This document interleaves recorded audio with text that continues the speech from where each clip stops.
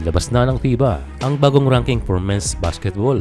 Halos walang nagbago, pero malaki ang inangkat ng mga Qatari na kung saan ay 5 pwesto at ang biggest winner ay ang Mongolia na up by 7 spots at sa kanilang latest game sila ay nakapagsabayan sa Japan. Samantala ang bagong rebuild na Chinese Taipei ay up by 4 spots and malaking faktor ang kanilang panalo sa ating Gilas Pilipinas. And for our team, tayo still ay nasa 34th place o hindi nagbago ang ating ranking, pero closely ay humahabol na ang Egypt, Tunisia at lalo na ang Jordan na posible tayong maungusan kung hindi tayo makapag-perform ng ayos sa darating na FIBA Asia Cup sa Agosto. Hindi pa tapos ang FIBA Asia Cup qualifiers dahil meron pang round 2 para sa mga teams na may pag-asa na ma-occupy ang remaining spots para sa FIBA Asia Cup ngayong August. Yes, meron pang 6 months para pag-isipan ng ating koponan kung magdadagdag ba or hindi. Kasi sinasabi ni Coach Tim Cone na still sticking for the same roster. And we're going to stick to that program as much as we can. Pero ako'y naniniwala pagdating ng Agosto ay posibleng magkaroon ng slight tweak or changes sa lineup. Maaaring pumasok si QMB kung sakaling ito ay maging eligible. And posible rin mag-join si Benny Boatwright kung matapos ito ang naturalization. But for now na naging busy na ang lahat including coach, still we have the same pool.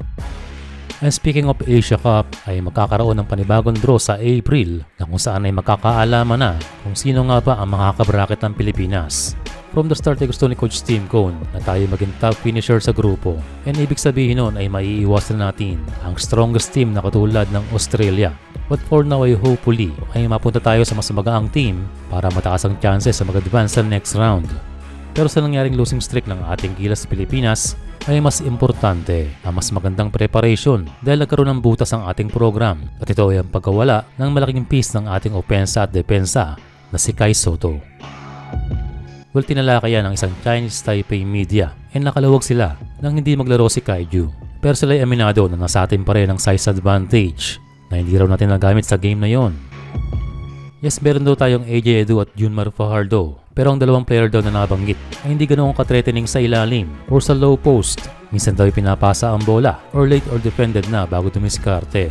Kaya raw nangyari ay failure para magamit ang size advantage.